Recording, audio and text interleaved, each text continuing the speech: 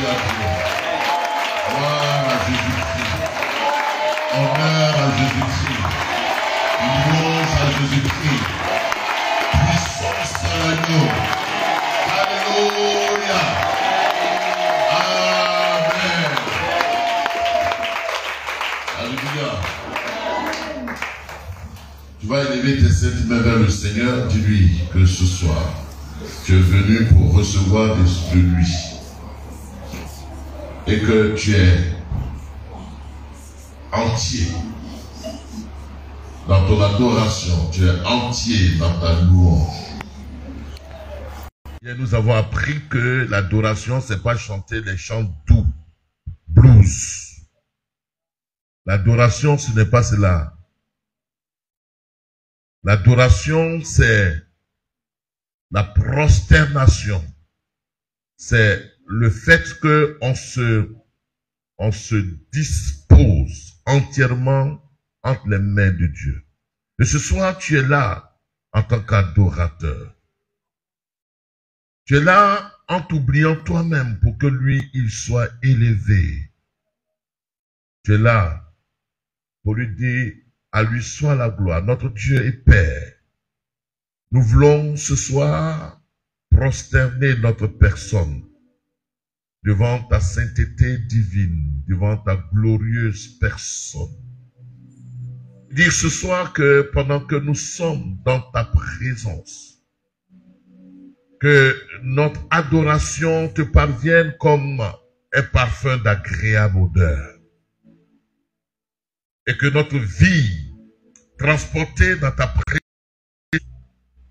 notre vie que tu agrées à cause du sang de Jésus-Christ, que ce soir, elle parvienne à toi et qu'elle te donne toute la gloire, toute l'adoration, toute la magnificence, toute la puissance. Besoin d'entendre la voix qui vient de toi, la pensée qui vient de toi, au sujet de l'honneur que tu veux que nous puissions accorder en ton Saint-Nom, mais que nous puissions accorder à tous ceux que tu as élevés en dignité, accorder à notre prochain. Seigneur, honore ton peuple ce soir. Honore-le parce qu'il s'est déplacé en considération de ton nom. Honore-le en permettant que toutes tes promesses que Christ a accomplies à la croix soient manifestées à chacun de nous ce soir. Honore-le afin que celui qui pleure soit consolé et qui ne pleure plus. Honore-le afin que celui qui était malade, qu'il obtienne guérison au nom de Jésus-Christ. Honore-le afin que tous ceux qui étaient dans la confusion puissent marcher la tête haute. Honore-le parce que tu es notre Père. Tu es Abba Père. Tu es la source de nos ressources. Et pendant que nous sommes là, nous ne voulons plus nous inquiéter de quoi que ce soit. Parce que tu es le pourvoyeur. Celui qui est dans le manquement ce soir, reçoit de toi la provision. Celui qui est dans le manquement ce soir, reçoit de toi l'exaucement. Merci notre Père. Parce que nous pouvons chanter avec le psalmiste David en disant l'Éternel est notre berger, nous ne manquerons de rien. Nous déclarons ce soir que tout ce qui est ténèbres soit dissipé du milieu de nous. Et que le prince des ténèbres, qui à jamais a été crucifié à la croix, que son règne ne soit plus jamais manifesté. Seigneur, merci parce que tu élèves en dignité dans ce lieu des femmes et des hommes en qualité de prophètes et prophétesses. Merci parce que tu élèves en ce lieu des femmes et des hommes en qualité d'apôtres, en qualité d'évangélistes, en qualité de pasteurs, en qualité de docteur, en qualité de servant de Dieu, qui vont impacter leur génération.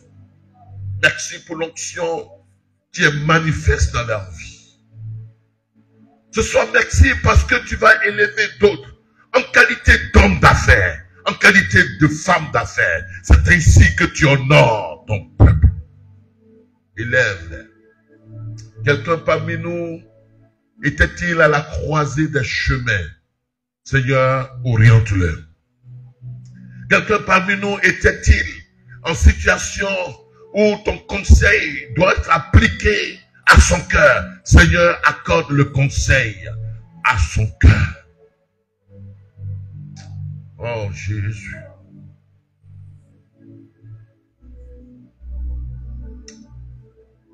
Quelqu'un parmi nous se dit, Seigneur, est-ce que je dois continuer? Est-ce que, Seigneur, je dois m'arrêter? Ce projet que j'ai initié, dois-je continuer? Dois-je arrêter? Mais Seigneur, si je veux continuer, il me faut des ressources. Je déclare cette nuit que l'homme que Dieu a destiné pour t'aider, qu'il soit suscité afin que tu puisses entrer à l'exécution de ton projet. Je vais te bénir, je vais te bénir, je vais te bénir, je vais te bénir parce que tu es appelé à prospérer. Je vais te bénir parce que tu es appelé à faire de grandes choses.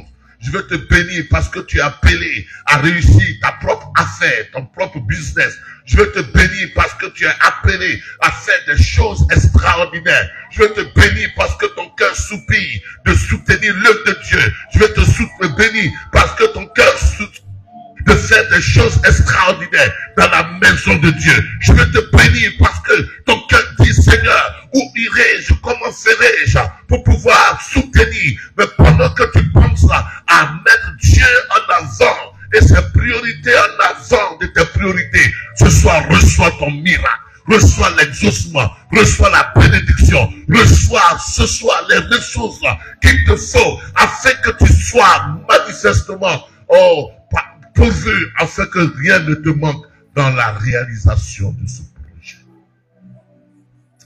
Demeurez bénis. Vous êtes appelés à la grandeur. Atteignez la grandeur. Vous êtes appelés à la promotion. Ayez la promotion. Vous êtes appelés à vous étendre. Étendez-vous. Vous êtes appelés à grandir. Soyez grands. Vous êtes appelés à faire des choses extraordinaires. Que l'extraordinaire vous accompagne au nom de Jésus-Christ. Vous êtes appelés à rendre témoignage de ce que Dieu fait. Que Dieu fasse afin que votre témoignage soit parfait au nom de Jésus-Christ. Seigneur, merci. Parce que tu rends le cœur de ce peuple joyeux. Joyeux. Je suis venu te bénir. Reçois la bénédiction. Je suis venu libérer la grâce de Dieu. Reçois la grâce de Dieu. Je suis venu mettre des choses en marche pour que les choses qui étaient en train de ralentir, de freiner, qu'elles puissent se mettre en marche. Je suis venu te dire que les connexions sont à ta portée maintenant.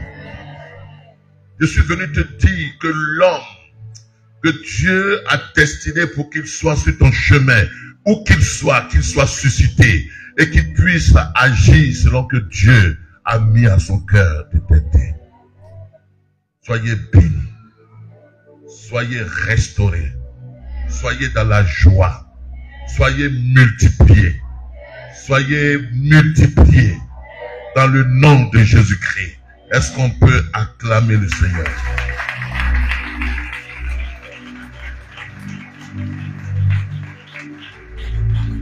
Amen.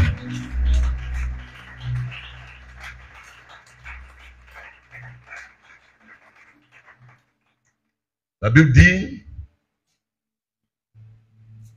au commencement, ne t'assois pas parce que tu vas me rendre un service.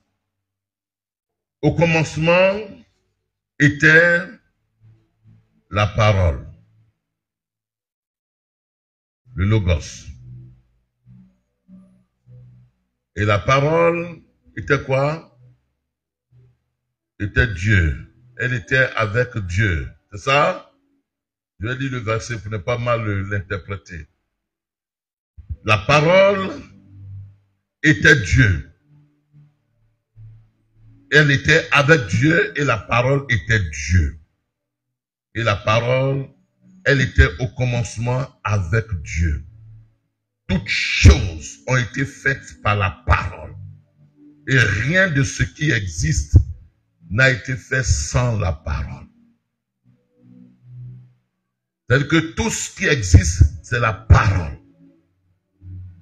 Et quand tu dis jusqu'au verset, au verset suivant, verset 14, il est dit que la parole a été faite chair. Le but de la parole, écoute-moi bien ce soir, c'est qu'elle soit faite chair. La parole, c'est qu'elle soit faite chair. Au fait, le but de la parole, c'est qu'elle soit matérialisée. Et pendant que tu es là ce soir, tu vas dire ces choses à ton frère, mais mets la main sur ta bassesse, là. Pourquoi ta bassesse? C'est là la matrice qui enfante. Or, je ne dis pas aux hommes d'enfanter ce soir, mais ils vont enfanter un projet. Ils vont enfanter une inspiration. Ils vont enfanter quelque chose. Il y a beaucoup de choses dans ton ventre, dans ton cœur. En fait, on appelle cœur, mais c'est là, dans tes entrailles. Et la Bible dit que c'est la parole qui s'est faite chair. Les projets que tu as dans tes entrailles. Projet de voyage, projet de mariage, projet de construction, projet d'entrepreneuriat, projet que tu as, ils sont en toi. Et ils sont la parole. Donc la parole, c'est ce qui est immatériel. On ne voit pas la parole. Là, je parle, vous ne voyez pas la parole.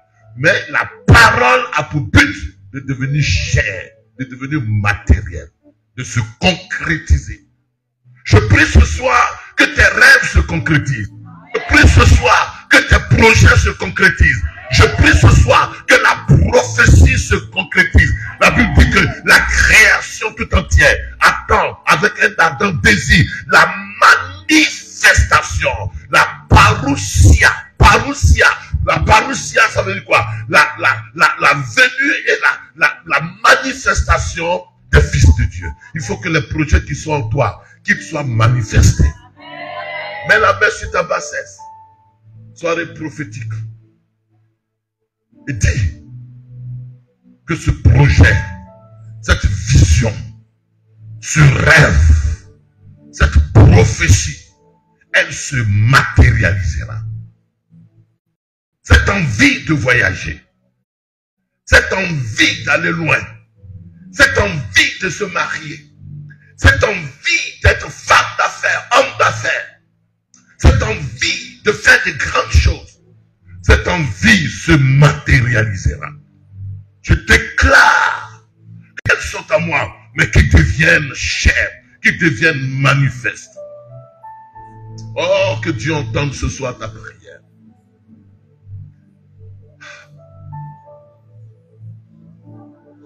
Que Dieu entende ta prière.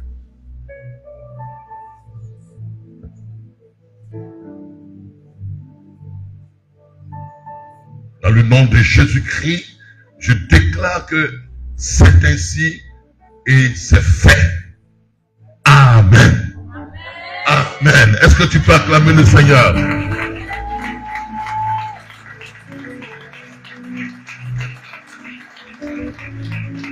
Maintenant, rends-moi service.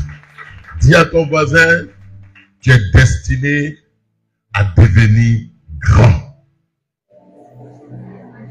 Tu es destiné à devenir grand. Et tu seras grand. Dans le nom de Jésus. Tu seras grand. Dans le nom de Jésus-Christ. Tu ne resteras pas dans le berceau. Mais tu grandiras.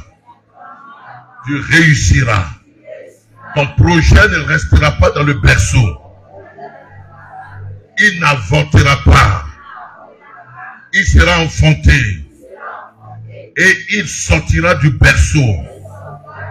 Il grandira. Et il s'étendra jusqu'aux extrémités de la terre. Dans le nom de Jésus-Christ. Amen. Est-ce qu'on peut acclamer le Seigneur? Amen. Veuillez vous asseoir. Je veux qu'on fasse une chose ensemble. J'ai appris aujourd'hui que c'est l'anniversaire de votre père. Alors, ça fait bien que je sois là.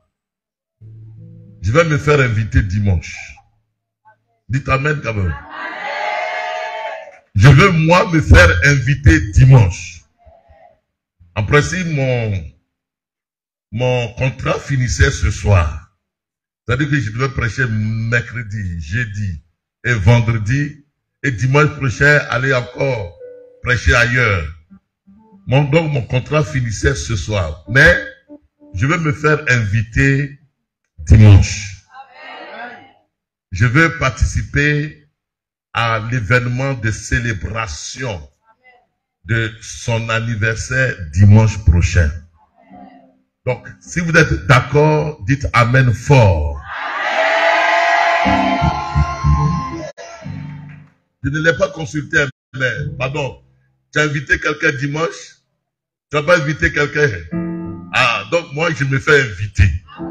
Alors, je veux compter sur mes petits-enfants et mes petites filles, mes petits-enfants garçons, pour que nous puissions l'honorer dimanche de façon exceptionnelle. Est-ce que vous êtes d'accord avec moi? Tout à l'heure, il va sortir, peut-être qu'on va lui dire de sortir, et puis on va s'organiser pour qu'on puisse l'honorer dimanche prochain. Alléluia. Moi, chez moi, à l'église, à Paris, il y a une seule date. Le 15 novembre. Cette date-là, je l'attends toujours. Le corona a fait que je ne l'ai pas célébré.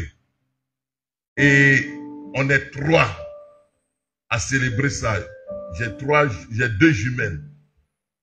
Et nous sommes nés le même jour. L'autre doit avoir Marie-Olive doit avoir quel âge? Elle est née devant moi à Paris, mais c'est pas. Mais elle est née 15 novembre. Et puis, Cathy aussi est née 15 novembre. Donc, les filles, elles se mettent, des jeunes filles, hein, de 14 ans, 15 ans. Elles se mettent derrière moi et on célèbre tous ensemble notre anniversaire le 15 novembre. Et c'est la seule journée où je demande à l'église de m'honorer. Et l'église m'honore très bien. C'est le seul jour où j'ai beaucoup d'argent. Donc, on va s'organiser pour honorer notre pasteur.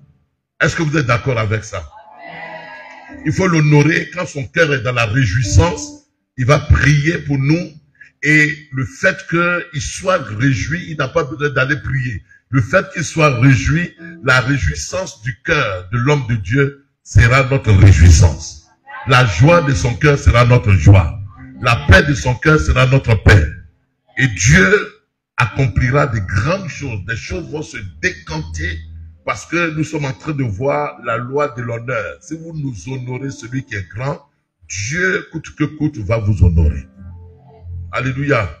Donc, dimanche, il faut qu'on soit là. Dites à ceux qui ne sont pas là, dimanche, venez, on va l'honorer. On va s'organiser. Hein, on va s'organiser. C'est pas grave. Ta présence même suffira. Mais on va s'organiser. On va faire vraiment la joie de l'homme de Dieu. Alléluia.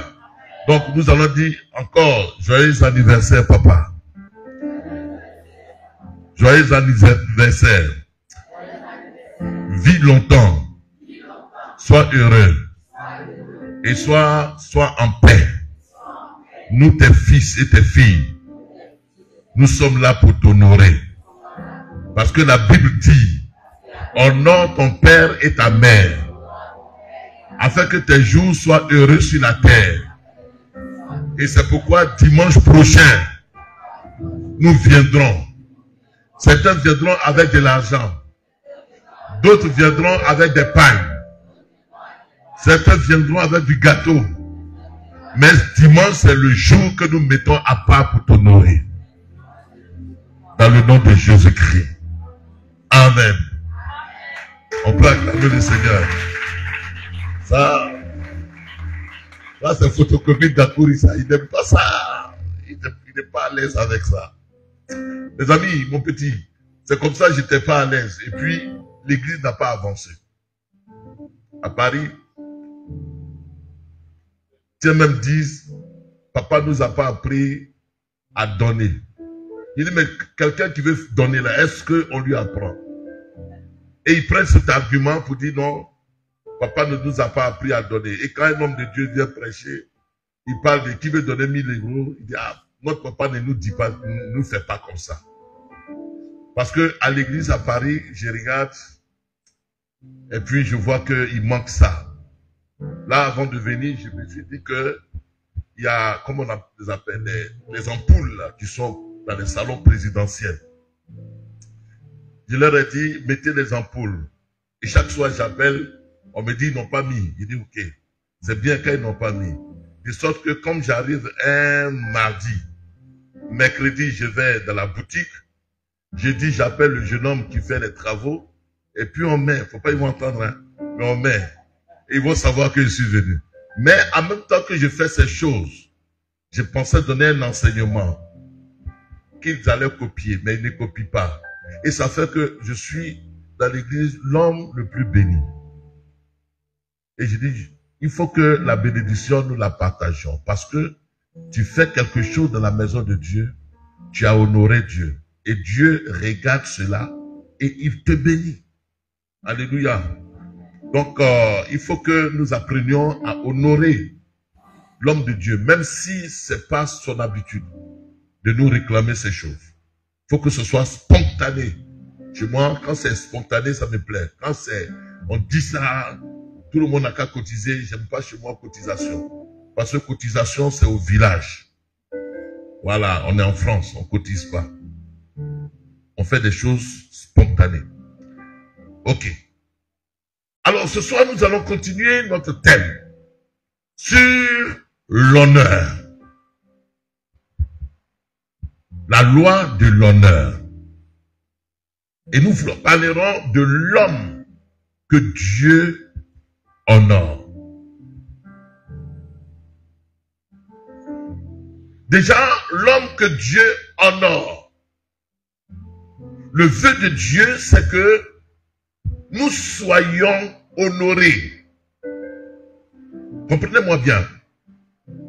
Et Dieu cherche toujours des arguments pour que sa pensée à ton endroit soit exécutée. Dieu cherche des moyens.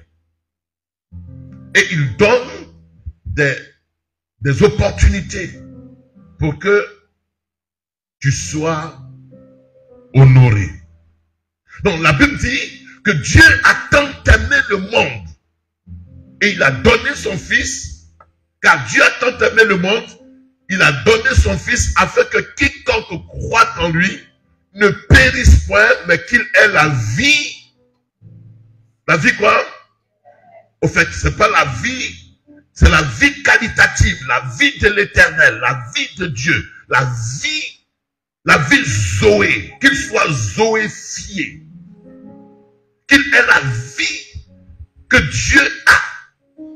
Quiconque croit, quiconque le reçoit, quiconque le lambano, quiconque ouvre son cœur pour dire que tu es, j'accepte l'œuvre que tu as accomplie à la croix. La Bible dit que la personne reçoit la vie de l'éternel. Et si nous sommes là ce soir, c'est parce que nous avons bénéficié de la vie de l'éternel. Alléluia. Mais la Bible dit que Dieu a tant aimé. Donc, l'amour de Dieu, ce n'est pas une qualité, c'est sa nature. L'amour de Dieu, l'homme peut avoir des qualités, il peut avoir des défauts. Mais Dieu, de nature, sa nature, sa nature intrinsèque, sa nature, c'est d'aimer. Sa nature. C'est-à-dire que si tu enlèves l'amour de Dieu, Dieu n'est plus Dieu. Pourquoi Jean dit, il a tant aimé. Pourquoi? Parce que cet amour-là, il a été tellement débordant que cet amour nous place en lui. L'amour qu'il a manifesté nous place en lui. Tu veux bien, je m'en vais doucement. L'amour que Dieu a manifesté nous place en lui. Nous fait même chose que lui. Nous identifie à lui. Nous amène à être dans une union. Dans une union que j'appellerais l'union périchorésis. Dans une union inséparable. Dans une union que rien ne pourra changer. Dans une union indivisible. Donc, l'amour que Dieu a manifesté, c'est que nous puissions parvenir à la même nature que lui. Or, la nature de Dieu, c'est une nature de quelqu'un de grand. C'est une nature de quelqu'un de valeureux, qui a de la valeur. La nature de Dieu, c'est la nature de quelqu'un qui est puissant. Et cette nature, aucun autre être sur la terre ne l'a, si ce n'est nous. Donc nous sommes devenus pas une partie, nous avons été déifiés, nous sommes devenus tels que Dieu est. Or, Dieu est celui à qui revient l'honneur. Donc nous sommes devenus dignes d'honneur. Puisque Dieu est digne d'honneur, nous sommes devenus des hommes et des femmes dignes d'honneur. Cet amour fait de nous tel que Dieu est. Nous ne sommes pas différents de Dieu. La religion nous a enseigné que Dieu est au ciel. Oh Dieu, que ton règne vienne. Non, ce règne-là, il est déjà venu. Cette prière du judaïsme, parce que c'est une prière juive, notre Père qui est aux cieux, c'est une prière qui, dans toutes ses lignes, a été déjà exaucée. Donc le règne de Dieu est venu sur la terre et son règne est localisé en nous. Donc nous sommes dépositaires du règne de Dieu. Le règne de Dieu, il est dans le ciel. Il est sur la terre. Depuis que Christ est ressuscité, le règne de Christ est rempli. La Bible dit que la plénitude de celui qui remplit tout en tous. Penta, bassine. Donc il est partout. Dieu est partout. Par son esprit. L'esprit de résurrection fait que Christ est partout. Il est omniscient, mais il est omniprésent. Christ est partout. Et le partout où il est aussi en toi. L'air que tu respires, Christ est dedans. Parce que son esprit est esprit. Donc Christ est en toi. Le royaume de Dieu est en toi. Donc quand tu te déplaces, c'est le royaume de Dieu qui se déplace. Figurez-vous, si l'ambassadeur des États-Unis venait ce soir, vous alliez voir que le protocole allait être grand. Si le président venait ce soir, le protocole allait être grand. Pourquoi? Parce que c'est des hautes personnalités du pays parmi les hommes. Or, toi, tu es une haute personnalité parmi les esprits. Parmi les esprits. Parmi les esprits, nous avons les anges. Parmi les esprits, nous avons les anges. Or, les anges sont catégorisés en plusieurs catégories, je me répète. Et donc, comme l'autre disait, Gabriel disait, on va le dire, Luc chapitre 1. Luc chapitre 1. Verset, je crois, verset 19. Luc 1, verset 19. L'ange l'ange Gabriel, El Gabor, El, c'est le nom de Dieu. Gabriel, Gabor, c'est celui qui a la parole. Donc, l'ange Gabriel, Gabor, El Gabor, Gabriel dit, je suis El Gabor. C'est-à-dire que celui en qui la parole de Dieu est. Oui. Lui, il se tient devant Dieu. Donc quand il parle à Marie, il dit, je suis El Gabor. Je me tiens devant Dieu. Lui, j'ai été envoyé pour te parler. Donc, voyez bien, l'ange Gabriel se tient devant Dieu. Mais il se tient devant Dieu en qualité de serviteur devant Dieu.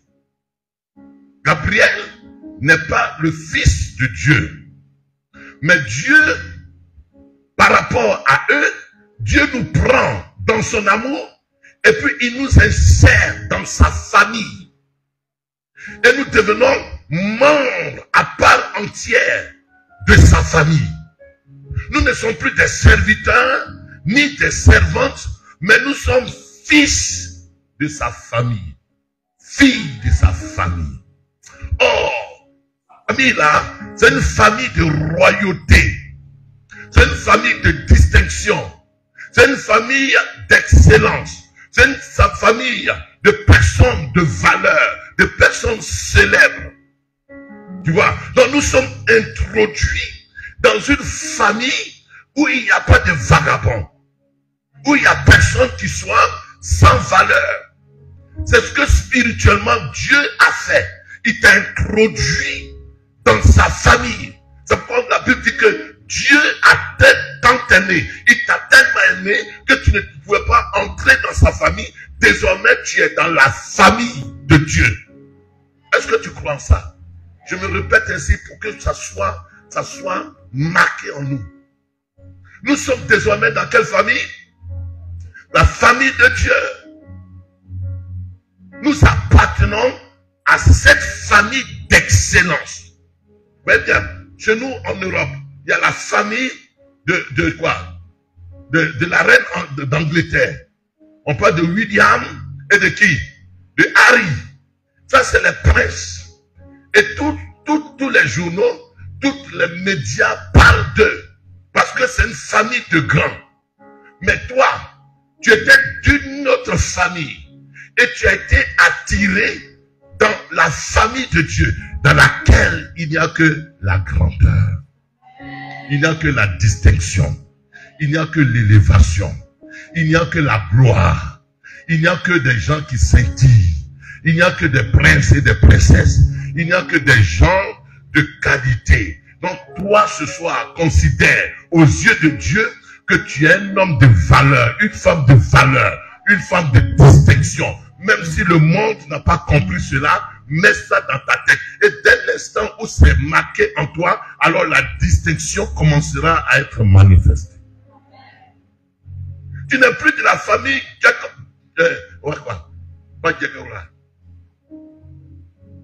Django. Tu n'es plus de la famille Yao. Mais tu es plus de la famille divine. Dis Amen. Donc tu dois prospérer.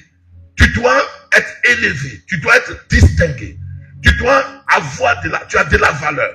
Maintenant, le problème n'est pas là. Le problème est comment cette valeur qui est en moi et qui est liée à mon identité, comment cette valeur va être manifestée. C'est ça la question. Pasteur, tu dis que je suis d'une grande famille, de la famille de Dieu. C'est vrai. Mais je ne vois rien.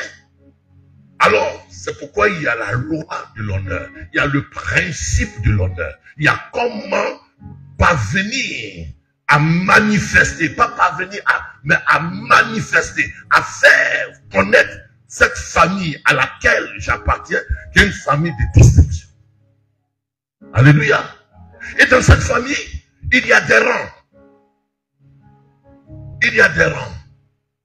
Et les rangs, c'est que Dieu établit ses fils. Et il permet que certains soient élevés par rapport au travail qu'ils font en dignité. En dignité. Dieu élève en dignité. Il élève certains, à nos yeux, en dignité. Par exemple, on prend des hommes comme les pasteurs Dion, Papa Dion. Dieu les a élevés en dignité, parmi les pasteurs, en dignité. On voit des gens, ça c'est ici, hein, mais on voit des gens de l'autre côté, comme pasteur Dakouri. Dieu les a élevés en dignité. Tu dis leur nom, tout le monde le sait. Maintenant, leur élévation a pour but d'élever aussi d'autres en dignité. Et moi, mon but auprès de mon fils, c'est que mon fils soit élevé en dignité.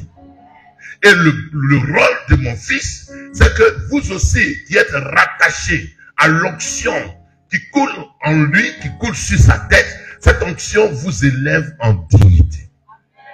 Maintenant, pour que cette onction t'élève en dignité, il faut comprendre cette onction. Il faut connaître cette onction. Et il faut honorer cette onction. Donc, vous voyez bien, je donne un exemple. Aïe. Dieu prend Abraham. Il dit à Abraham, va-t'en de ta patrie, de la maison de ton père. Je ferai de toi un homme quoi? Un homme grand. Une grande nation. Tu seras béni et tu seras source de bénédiction. Ça, c'est la promesse. Et quand Abraham se déplace, la promesse est sur sa vie. C'est comme vous. La promesse est sur votre vie. Mais ce n'est pas une promesse, puisque la promesse a été accomplie en Jésus-Christ. Cela est spirituellement sur votre vie. Que vous êtes une grande nation. Vous êtes un grand peuple. Vous êtes une source de bénédiction. Vous êtes des hommes de distinction, de valeur. Maintenant, comment Dieu va amener Abraham à concrétiser cela? Je n'ai pas préparé cette partie, mais je le dis par inspiration. Comment Dieu va concrétiser la promesse d'être grande nation, d'être source de bénédiction? Comment Dieu va concrétiser cela dans la vie d'Abraham? Donc Dieu va lui dire par exprès, Abraham, prends ton fils, celui que tu aimes, va avec lui sur le mont Moria. Sur le mont Moria. Moria signifie où moi j'enseigne. Jah c'est Yahweh, Jah. Où l'Éternel enseigne. Moria, Jah c'est Yahweh. Sur la montagne où moi je me tiens pour enseigner. Prends ton fils, va avec lui sur cette montagne. Ok, comprenez que Abraham sort d'une religion idolâtre. Et dans la religion d'Abraham, son père s'appelait Terah. Son père était un idolâtre, un féticheur. Même Abraham, même avant que Dieu l'appelle, il vendait les gris-gris qu'on porte là. Il vendait cela. Son père l'envoyait vendre les gris-gris. Mais quand Dieu l'a appelé, les gris-gris et lui ont divorcé. Dis Amen. Ok. Maintenant Dieu lui dit, tu vas être grand. Prends ton fils, va avec lui sur le mont Moria, sur la montagne où moi j'enseigne. Maintenant, dans sa pensée idolâtre, il va prendre son fils et puis il va prendre un couteau, il va vouloir l'égorger. Dieu n'a pas dit prends ton fils, va l'égorger. Toutes les religions à côté. Va avec ton fils où je vais t'enseigner, où je vais t'instruire. Donc, lui, il est dans sa conception de la religion idolâtre, où on offrait son fils en holocauste. Or, Dieu dit, offre-le quoi? Non, en holocauste. Or, l'offrir en holocauste, c'est-à-dire que le disposer pour qu'il soit pleinement la priorité de Dieu. La priorité de Dieu. Qu'il soit en entier consacré à Dieu. Et sur la montagne, pour que Dieu l'enseigne. Donc, Abraham n'a pas compris cela. Il prend le couteau et voulant égorger son fils, alors que Dieu n'a pas dit égorge-le. Il dit, offre-le en holocauste. En holocauste, c'est une entière disposition entre les mains de Dieu. Qu'il soit une priorité, pas pour toi, mais pour Dieu. Qu'il soit abandonné à Dieu. Donc, l'adoration, c'est le fait que tout ce qui était priorité pour nous devient priorité pour Dieu. Dieu prend la première place de la chose. Tout ce qui était rattaché à nous ne soit plus notre propriété, dont on se sert pour notre propre satisfaction, mais pour la satisfaction du projet de Dieu, du plan de Dieu, de la pensée de Dieu. C'est pas facile, parce que c'est le Fils qu'il aimait. C'est pas facile qu'il soit détaché de lui, comme Samuel. Samuel qui était le fils de Anne, et il devait être en entier consacré à Dieu. Donc, Abraham fait ce sacrifice de pouvoir disposer l'enfant entre les mains de Dieu, même s'il s'était trompé, mais il avait le dessein dans la tête de placer l'enfant entre les mains de Dieu. Et Dieu dit, ah, parce que tu as fait cela, les promesses que j'ai voulu réaliser pour toi, elles s'accompliront. Quand vous lisez le texte dit que parce que tu as fait cela. Pourquoi? Parce que tu t'en es pas approprié pour tes propres soins, pour ton propre plaisir, pour ta propre volonté, mais que tu l'as disposé en entier à moi. Tu étais même prêt à tuer ton fils pour moi. Tu étais prêt à te séparer de lui pour moi. Et parce que tu as fait cela, les promesses qui sont dites à ton sujet, ces promesses-là commencent à être manifestées.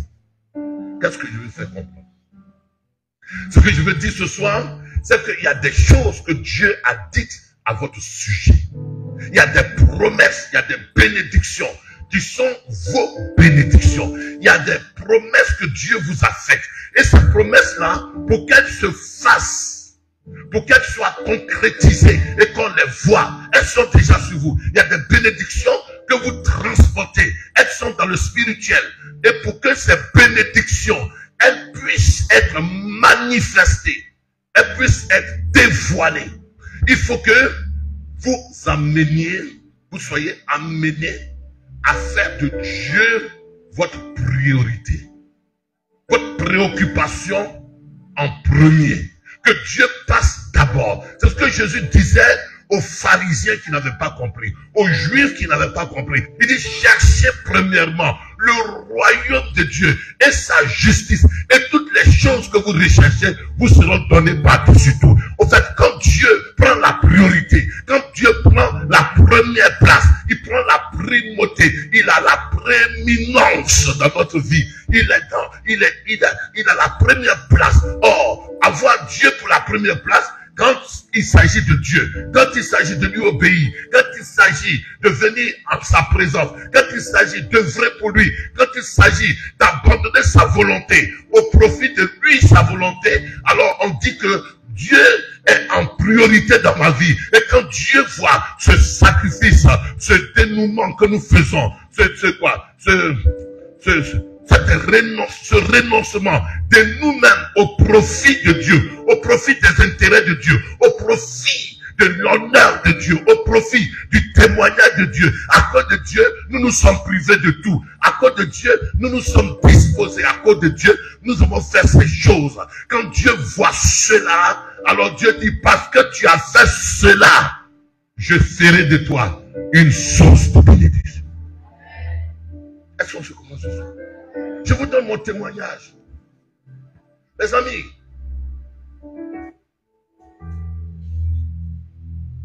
les gens ne sont pas grands par hasard.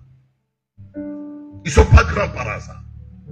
Quand j'étais ici, dimanche, hier, je vous ai parlé de Capou-Sévérin, mais après, je me suis installé en tant que pasteur à la Selle-Mer. À la Selle-Mer. C'est vrai que j'étais prof, mais j'étais à la Selle-Mer en tant que pasteur. J'avais ouvert l'église à la Selle-Mer. Le pasteur Achille, ils étaient tout jeunes, tout petits. Les pauvres, ils restaient. Je le vois encore, avec le tablier.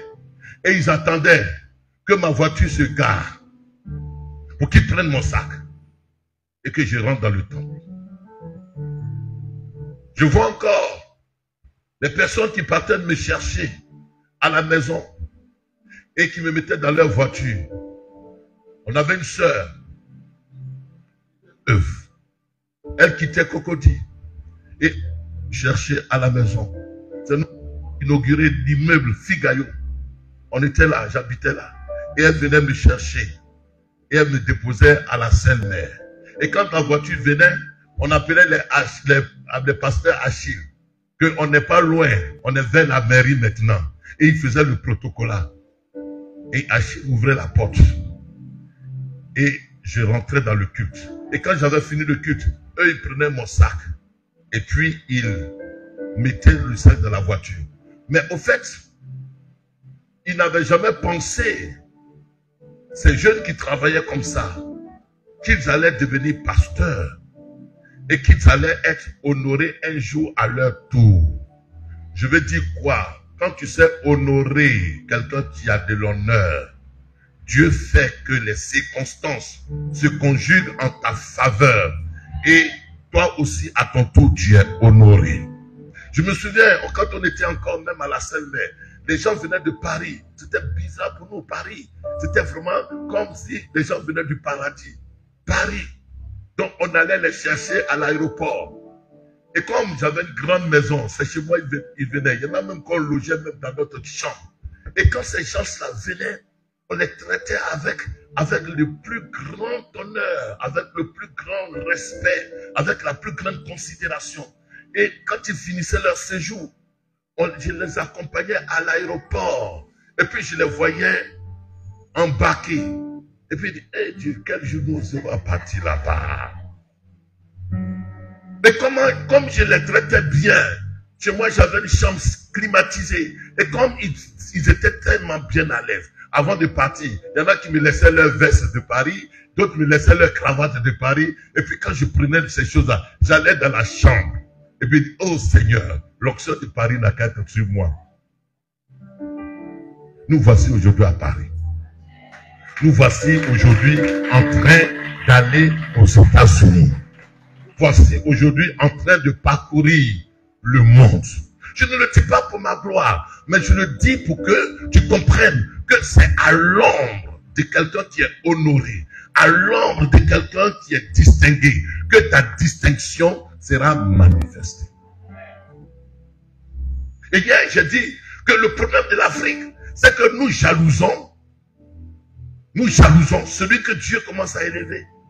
Nous disons que non. Vraiment, nous le jugeons. Nous cherchons des astuces pour le condamner, pour lui dire qu'il est mauvais, pour lui dire qu'elle n'est pas digne de se marier à telle personne, pour lui dire, pour trouver un défaut, ou alors pour révéler son passé, pour le casser.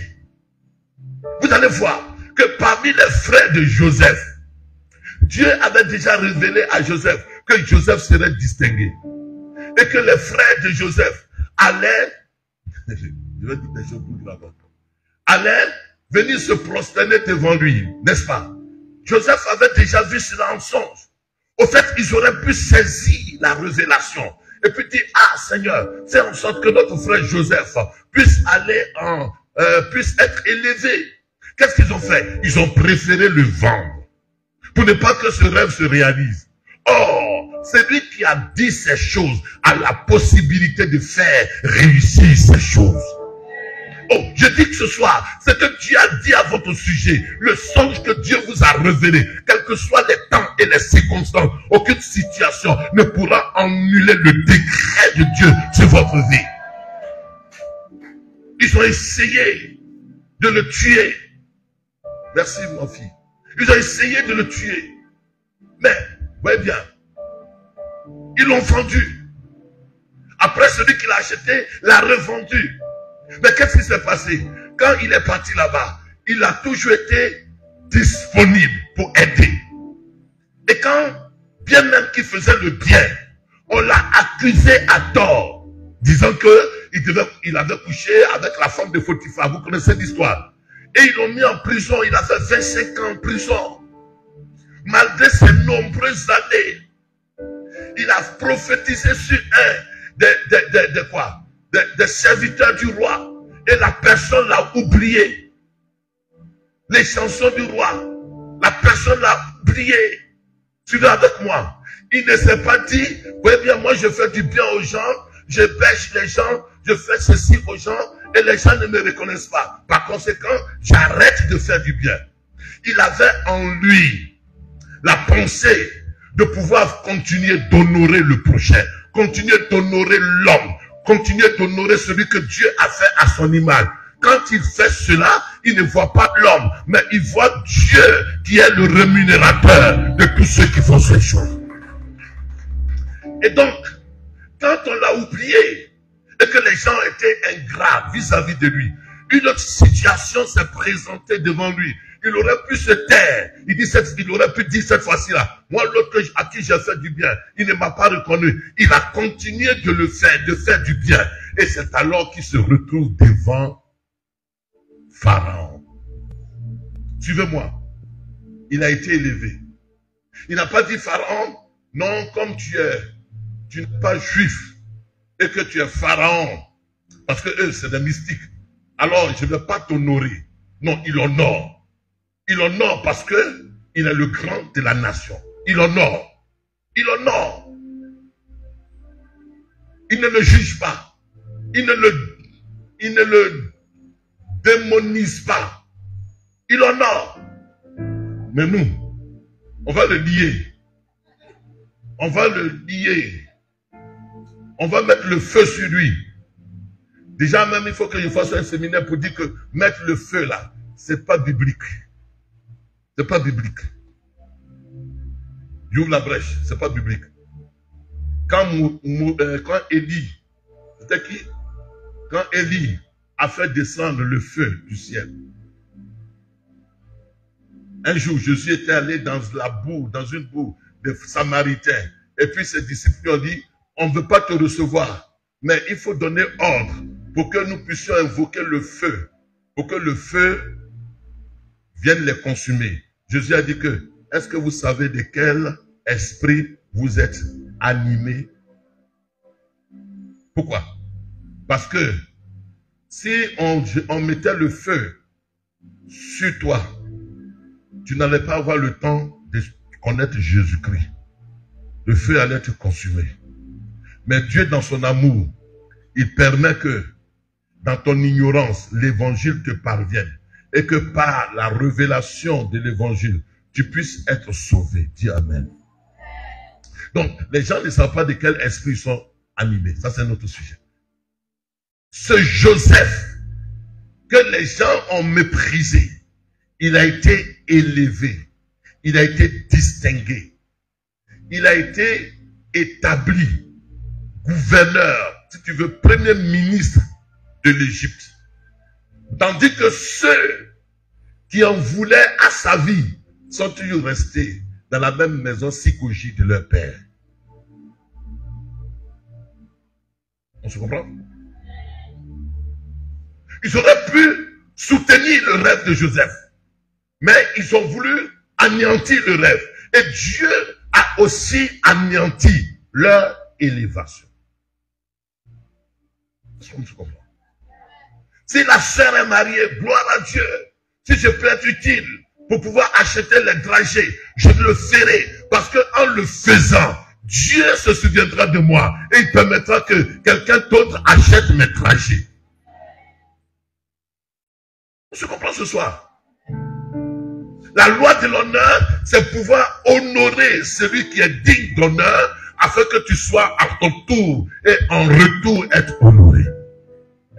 Celui qui est distingué, apprends à le considérer pour que à ton tour, tu sois distingué. Disons amen quand même. Je veux qu'on s'entende. Cherche dans ton environnement qui tu dois honorer et qui tu dois distinguer afin que toi tu sois distingué. Quand Abraham a mis Isaac, il a mis en premier, en priorité. Dieu a vu son cœur de s'abandonner à lui-même et de permettre que Isaac soit consacré à Dieu. Et Dieu a dit, parce que tu as fait cela, il faut que dans ta vie, dans ton existence, Dieu voit et que Dieu dise, parce que tu as fait cela. On a une sœur parmi vous qui habite très loin. Et toutefois que je viens ici, elle est au séminaire. Elle habite très loin. Au Doki, loin. Elle fait des efforts, elle prend des baka. Et elle arrive ici. Et je veux lui dire ce soir, parce que tu fais cela, Dieu permettra que l'homme de la distinction soit sur ton chemin et que par lui tu sois distingué. La Bible donne un autre exemple. L'exemple de Mardoché. Mardoché était un portier. Quelqu'un qui était vigile. Dans Esther chapitre 10. Il était vigile. Et dans sa vigilosité,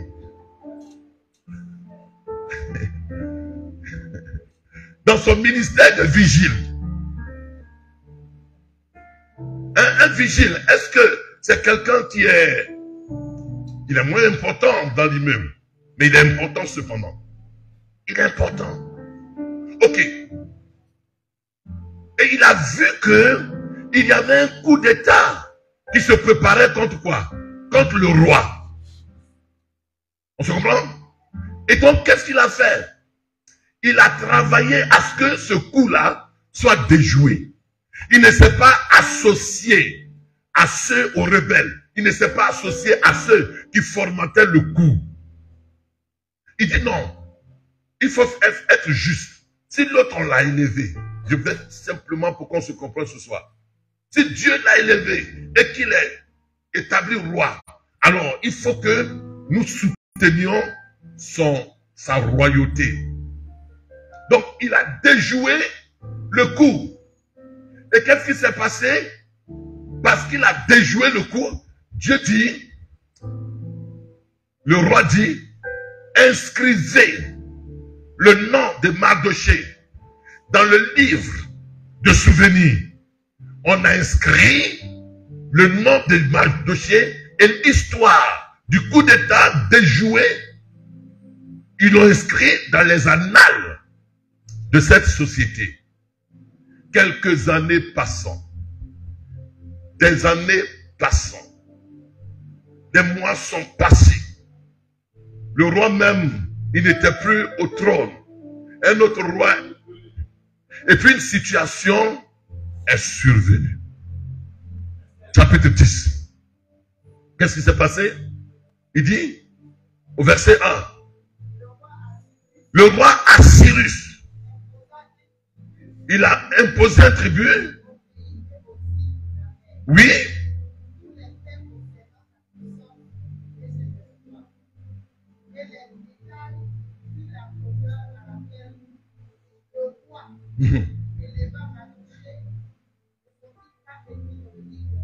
Ah, ils l'ont élevé. Ils l'ont élevé en considération de quoi? En considération de l'acte qu'il avait posé et pour lequel son nom a été écrit dans les annales de cette tribu. Je vais te dire ce soir, chaque action, chaque acte est une écriture que tu fais dans les annales, dans le livre de souvenirs de Dieu. Je prie que le fait que tu aies accueilli un orphelin, le fait que tu aies accueilli une veuve, le fait que tu aies fait du bien à quelqu'un, c'est une écriture que tu fais dans les annales de Dieu. Et au temps opportun, Dieu s'en souviendra. Et Dieu prendra cela en compte pour que tu sois élevé, pour que tu sois distingué. Oh, quelqu'un me dit, oh, on a fait ces choses-là, on a trop fait ces choses. On a tellement trop fait ces choses qu'on n'a rien vu dedans. Mais les choses, le temps appartient à Dieu. Les saisons appartiennent à Dieu. Au moment où tu ne t'y attendras pas, que Dieu se révélera, que Dieu se manifestera. Revenons à un autre texte. Tous ces exemples pour te dire que tu ne peux être un homme honoré que lorsque tu apprends à honorer celui qui est honoré. Lorsque tu apprends à distinguer celui qui est distingué. Maintenant, revenons à l'expérience de Paul. Dans Actes chapitre 19. On va lire ces 2 versets et puis passer à une action. Actes chapitre 19. Les versets 8 au verset 12.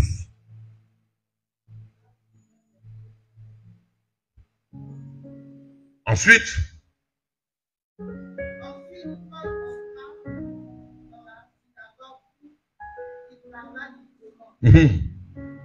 pendant 3 mois, il discourut sur les choses concernant le royaume de Dieu, s'efforçant de persuader ceux qui écoutaient. oui.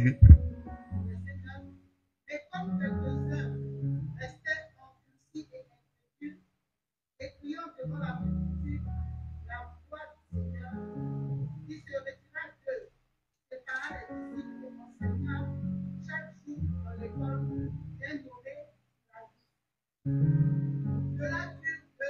Cela dura 2 ans.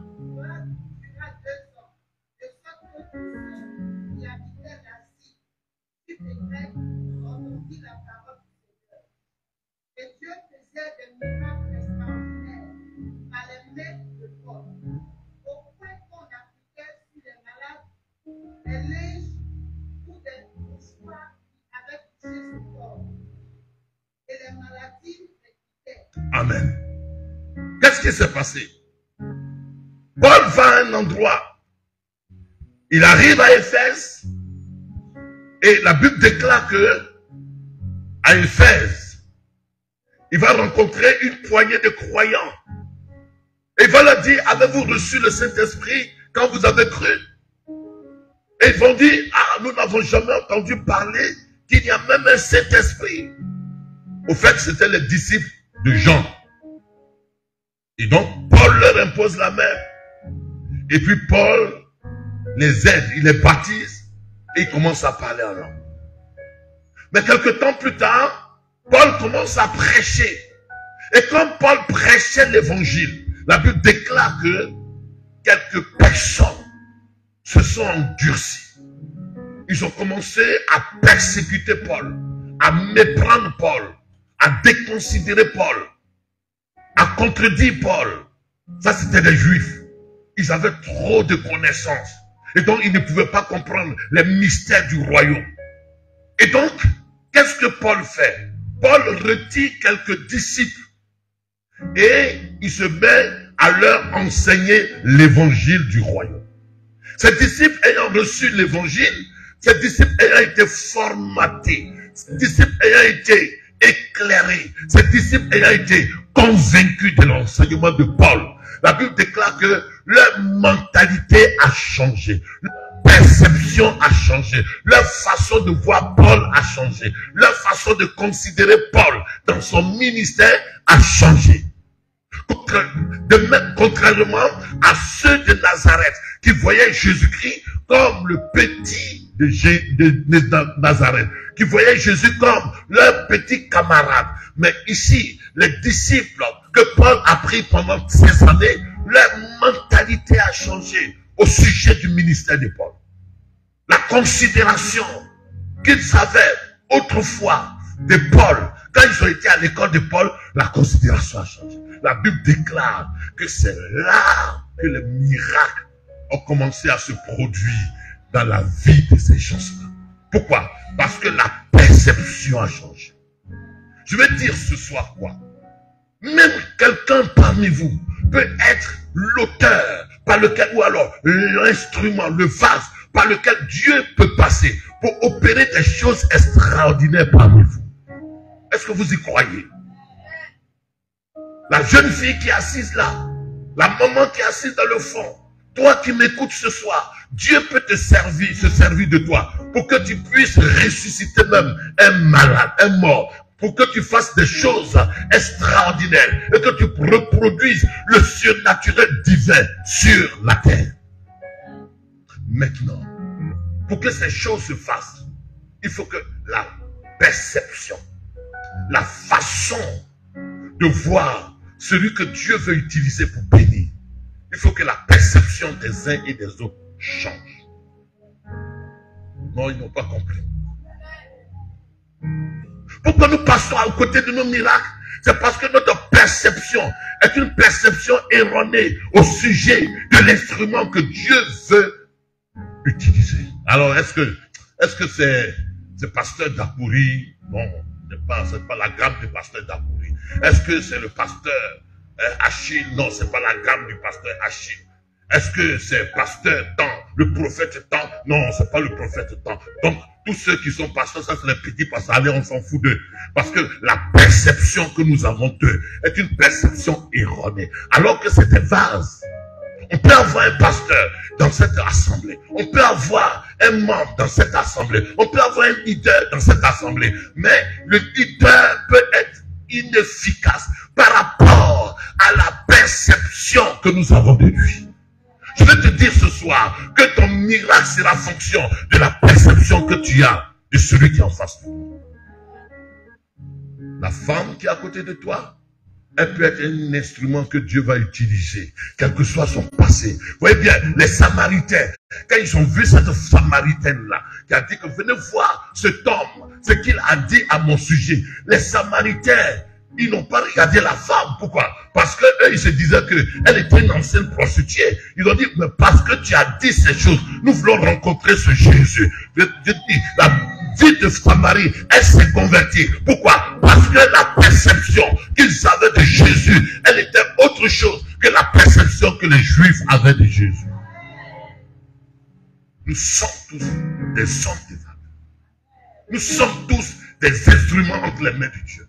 Nous sommes tous des instruments que Dieu peut utiliser pour faire du bien à la sœur qui est à côté de toi, au frère qui est à côté de toi, quel que soit son passé, quelles que soient ses erreurs d'hier, quels que soient ses déboires d'hier, quelles que soient ses défaillances. Mais Dieu, en son temps, il veut décider que cette femme-là, qui était dans le déboire d'hier, qui était déficiente d'hier, elle soit un instrument par lequel il passe pour opérer des choses extraordinaires dans ta vie. Est-ce qu'on croit ces choses? Regarde ton voisin immédiat. Dis-lui que tu es un vase d'honneur. Dis-lui que je ne vois plus en toi la déficience. Je ne vois pas en toi tes défauts. Je ne vois pas en toi tes insuffisances. Je vois en toi la qualité d'un vase d'honneur. Je vois en toi instrument de Dieu pour faire des choses extraordinaires. Bien-aimé, je ne vois plus en toi les défauts que les hommes voient en toi. Je ne vois plus en toi les erreurs que les gens soulignent en toi. Mais je vois en toi une femme qui va être une femme d'impact. Une femme qui va faire des choses extraordinaires. Je vois en toi quelqu'un que Dieu va utiliser. Tu es un vase. Tu es un vase. Le vase est utile en fonction du contenant. Pas en fonction de la brillanteur, mais en fonction du contenu du vase. Or, à l'intérieur de chacun de nous, il y a la grâce de Dieu. À l'intérieur de chacun de nous, il y a l'onction, le dépôt de l'onction du Saint-Esprit. À l'intérieur de chacun de nous, il y a la puissance de Dieu. Et quand elle va être manifestée, les gens ne reconnaîtront pas. Ils ne te reconnaîtront pas. Ils verront Dieu agissant, manifesté puissamment au travers de toi. Dis avec moi perception. Dis avec moi perception. Dis avec moi perception. Ah, je suis inspiré encore. Hein. Dis avec moi perception. Regardez un peu la perception des gens. Dans Luc chapitre 2. Luc chapitre 2. Jésus est né. Cela faisait combien d'années? Luc chapitre 2. Oh. Perception. Dis avec moi perception. Ne perdons pas le fil. Oui. Luc chapitre 2. Ou alors Matthieu chapitre 2. On va aller chercher Matthieu. C'est Matthieu qui le dit. Matthieu chapitre 2.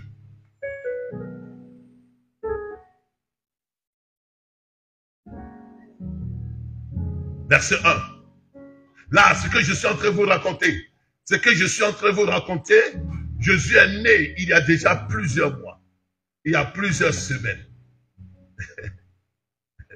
Il y a plusieurs semaines. Chapitre 2, verset 1. Oui. Étant né à Bethléem, en Judée, au temps du roi Hérode, des gens sont venus de Babylone. Ils sont venus de loin. C'est comme les gens viennent du Burkina Faso. Ils sont venus de loin. Pourquoi?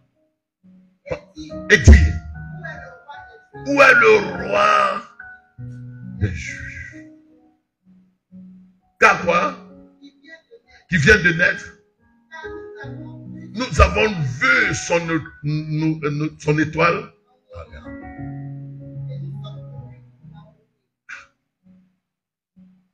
Eux, c'était des astronomes. Ils n'étaient pas des astrologues.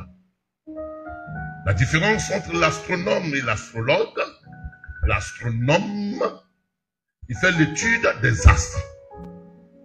L'astrologue, il adore les astres. Et eux, ils avaient la science des astres. Jésus est né il y a longtemps. Parce que le parcours qu'ils font de la Babylonie jusqu'à Bethléem, ça prend du temps. Donc Jésus ne vient pas de naître. Il y a longtemps il est né. Mais Jésus, à Bethléem, parmi les Juifs, les gens le voyaient comme le petit enfant qui vient de naître et qui est dans la crèche. Ceux qui sont venus de loin, leur perception, ce n'est pas un petit enfant, mais c'est un roi des Juifs. Ça les choque. Pourquoi tu peux dire qu'il y a encore Hérode qui est au pouvoir et le petit qui vient de naître, qui est encore de la crèche, tu dis que il est roi des Juifs. Mais parce que les astronomes avaient une perception de son étoile. Donc, l'étoile leur indiquait que cet enfant, quoi qu'il soit bébé, mais ce qui est en lui est si grand qu'il ne faut pas l'identifier à un bébé. À cause de ce qui est en lui, il est destiné à régner. Au fait, je veux dire quoi ce soir? Moi, je ne vois pas ce que tu présentes du point de vue physique. Je ne vois pas ce que tu présentes du point de vue social. Certainement que tu n'as pas de travail. Certainement que tu dors chez quelqu'un. Certainement que tu as du mal même à payer le transport pour venir en ce lieu. Je ne vois pas cela. Mais moi, je te vois en considération du dépôt de la grâce de Dieu qui est en toi. Et ce dépôt-là fait de toi quelqu'un qui est destiné à régner. Je dis, à cause de cela, je dis que tu es un roi, tu es une reine, parce que l'étoile qui est en toi, l'étoile qui est sur ton visage, est une étoile qui est destinée à régner. Tu régneras en fonction de la destinée qui est rattachée à ta vie. Les gens ont vu certainement un petit enfant, mais les Juifs ne voyaient pas ce petit enfant. Ils voyaient quelqu'un de grand. Vous comprenez ce soir? Je veux dire, tu vas régner. Tu vas régner. Et parce que tu vas régner, apprends déjà à faire, apprendre les choses que exige le règne. Apprends déjà à savoir marcher comme un roi, comme un chef. C'est pas de l'orgueil, c'est de l'apprentissage. Apprends déjà à honorer ceux qui ont grandi en tant que roi et qui sont déjà rois. Apprends à les servir et tu vas apprendre à leurs pieds comment on devient roi, comment on règne, comment on manifeste la royauté. Apprends à considérer les femmes qui sont mariées ou qui sont dans leur situation de femmes mariées ou d'hommes mariés. Apprends déjà à leur côté comment on tient un foyer. Parce que la grâce qui est sur toi, elle est destinée à ce que tu sois dans la même catégorie que demain. Tu peux être honoré quand tu apprends à honorer. Tu peux être distingué quand tu apprends à distinguer. Tu peux être grandi quand tu apprends à grandir les autres. C'était ça mon thème ce soir. Les hommes que Dieu élève, c'est des hommes qui élèvent les autres. C'est des hommes qui distinguent les autres. C'est les hommes qui valorisent les autres. C'est les hommes qui savent mettre à la place qui convient les autres. C'est les hommes qui savent respecter les autres. C'est les hommes qui savent servir les autres.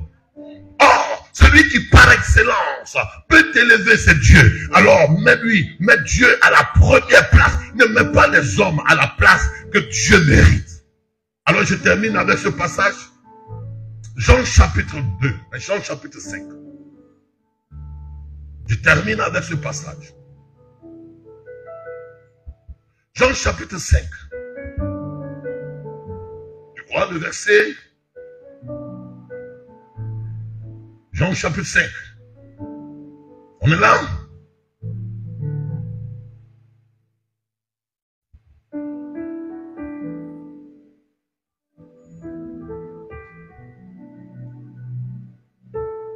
Verset 40.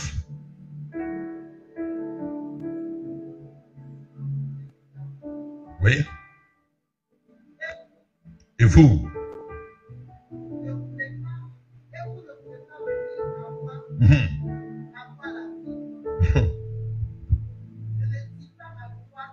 Je ne tire pas ma gloire des hommes. Oui.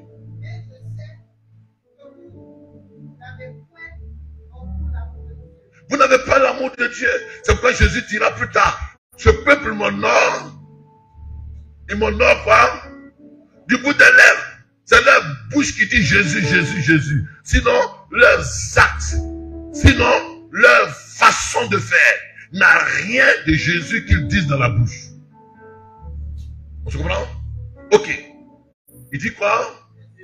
Je suis venu au nom de mon Père et vous ne me recevez pas. Si un autre vient en son propre nom, vous le recevez. Continue. Comment pouvez-vous croire?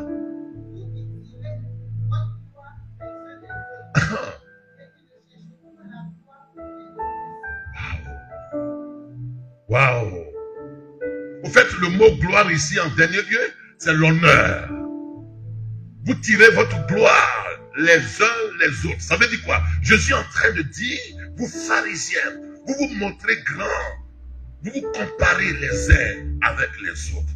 Vous vous comparez les uns avec les autres. Vous piétinez ceux qui ne sont pas comme vous. Et vous méprisez ceux qui sont plus petits que vous. Vous tirez votre gloire les uns des autres. Vous vous comparez. Vous vous méprisez. Vous vous déconsidérez. Vous vous déshonorez. Vous vous mettez sur Facebook les uns les autres. Vous vous cassez les uns les autres. Mais moi, je ne tire pas mon honneur, ma gloire des hommes. Quel est le problème? Quel est le passage ici? Je suis en train de dire une réalité forte. C'est-à-dire que les gens font en sorte que les gens les voient et qu'on puisse les applaudir. Et tant qu'on ne les a pas applaudis, ils ne vont plus faire la même chose qu'ils ont faite hier. Tant qu'on ne leur a pas dit merci, ils ne vont plus faire la même chose qu'ils ont faite hier. Ils font ça, c'est du matu vu.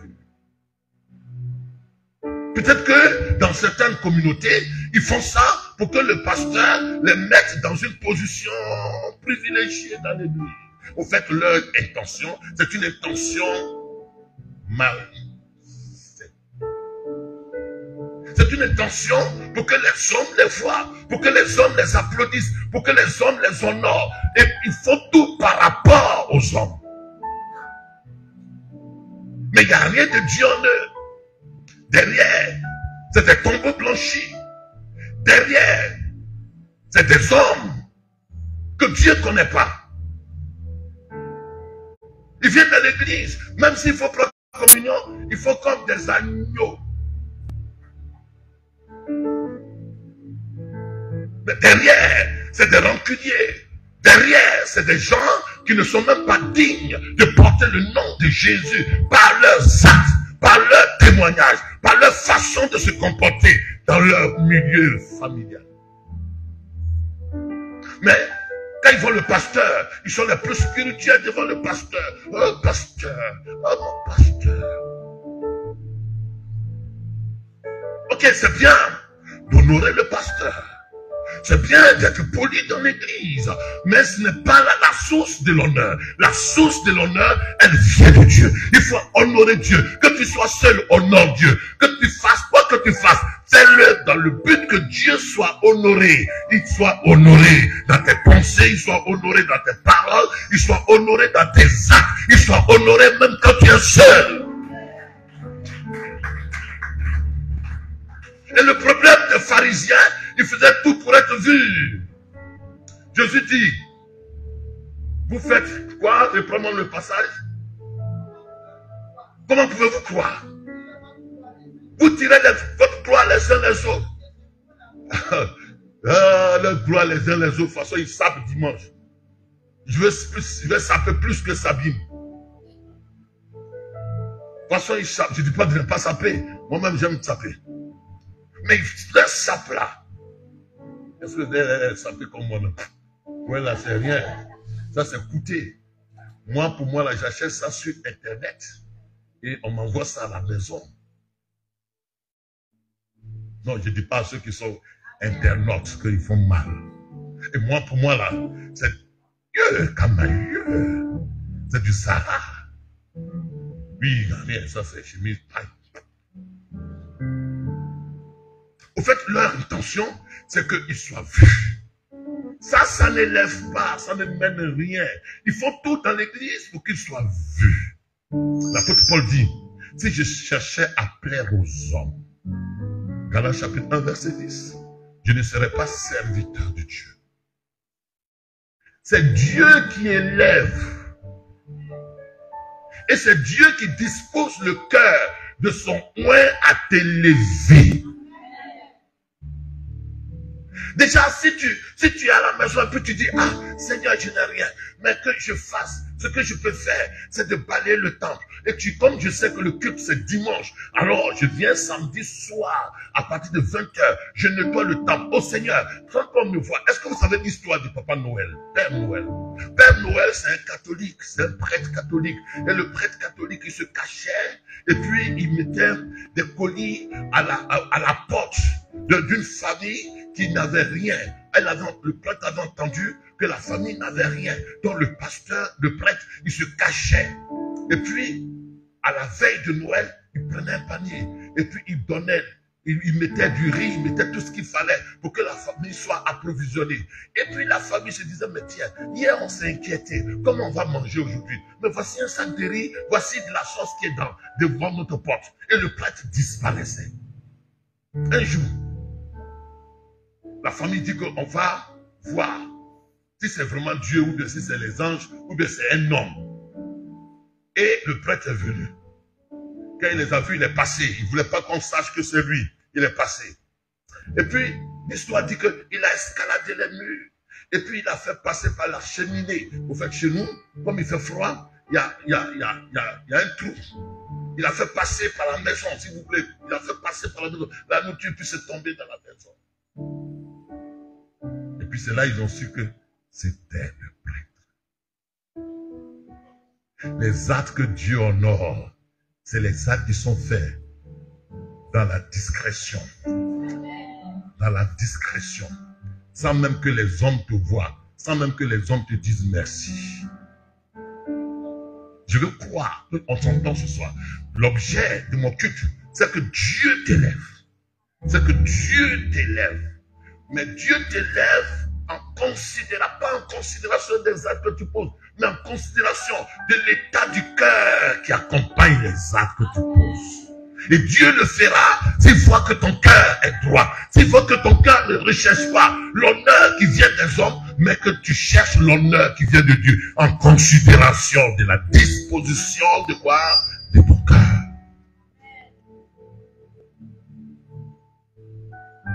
Les hommes regardent ce qui frappe aux yeux. Mais Dieu regarde la disposition du cœur. Pourquoi Caïn et Abel, ils vont faire leur offrande? L'autre est cultivateur et l'autre il est berger. Mais la Bible déclare, ils n'ont pas murmuré en chemin, ils n'ont rien fait en chemin. Et Dieu exauce Abel. Mais c'est parce que Dieu, il lit les pensées du cœur. Vous savez pourquoi je suis béni souvent? Je ne m'attends pas et puis ça vient. En France, on a une grande communauté, ils peuvent être 1000. Et là, je ne dis pas leur nom parce qu'on est filmé, peut-être qu'ils me suivent. Et là, tu vas prêcher chez eux, ils disent, oh, Dieu, ils ne sont pas ivoiriens. Homme de Dieu, tu nous as bénis parce que tu as pourri. Tu nous as bénis par la parole. Oh, allons dans le bureau. Le pasteur vient de mourir suite à Covid. Oh, pasteur, allons dans le bureau. Et quand tu arrives dans le bureau, ils ont des petits gâteaux des enfants. Ils te donnent. Et puis tu vois, il dit, la secrétaire, tu peux faire du café pour le pasteur Takouri. Oh, l'homme de Dieu, il a bien prêché. Oh, quand tu prêchais là, la foule était en train d'acclamer. Il dit, oh, pasteur Takouri, tu as un peu de café. Tu veux un peu de coca? Et puis il te donne un peu de coca. Et puis je bois. Et quand je m'en vais, ils ne font pas offrande. Mais ça ne me fâche pas. J'arrive à la maison, je dis à maman Takouri, je viens de faire leur convention. Elle dit, ils ont donné combien? Je dis, ils n'ont pas donné offrande. Ceux qui sont autour de moi, il y en a qui disent, tu ne vas plus là-bas. Comment ils n'ont pas payé ton soin? Je dis, pourquoi? Je vais aller bien. L'année qui vient encore, convention, je vais là-bas. Et quand je fais ça, le secret de mon cœur, quand je fais ça à toi, il passe à l'autre personne et il me bénit. Quand je fais ça à toi, et que ce que tu aurais pu faire, tu n'as pas fait, Dieu passe par quelqu'un à qui je n'ai rien fait, et je suis béni, et lui il est béni. Mais toi, tu te prives de la bénédiction, parce que tu veux qu'on te supplie, tu veux faire du matuveux. Ne faites pas de matuveux en matière de donation, en matière d'hospitalisation, en matière d'hospitalité, en matière de libéralité, en matière de bienfait. Ne faites pas du matuveux, parce que Dieu regarde au cœur, à la disposition du cœur. Il regarde à la disposition du cœur.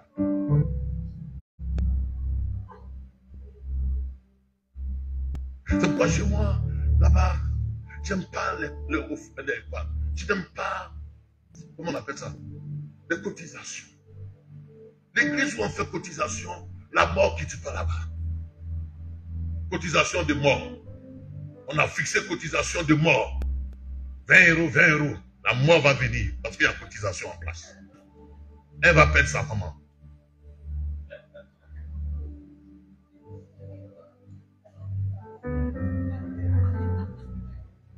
Dites amen. Ne rentre pas dans la cotisation. Rentre dans la libéralité. Rentre dans le cœur. Quand ton cœur parle, c'est que Dieu a parlé. Quand ton cœur parle, même dans le secret, la Bible déclare, quand ta main gauche donne, que la main droite ne le sache pas. L'Africain, il aime le matu. Si tu t'habilles bien, habille bien pour toi. Moi-même, j'aime m'habiller bien pour moi. Et quand je regarde dans le miroir, il était mignon. Il y a un chef. Peu importe ton appréciation. Dites amen. Mais ne le fais pas en considération pour pouvoir humilier Fatou qui est à côté de toi. Pour humilier la voisine, pour qu'elle sente sa misère. Dis amen. On est dans la loi de l'honneur. Tu vois, dans la Bible, il y avait une femme, elle s'appelait Dorcas, Tabitha. La Bible dit que elle faisait beaucoup de bien et elle faisait l'aumône. Elle est morte.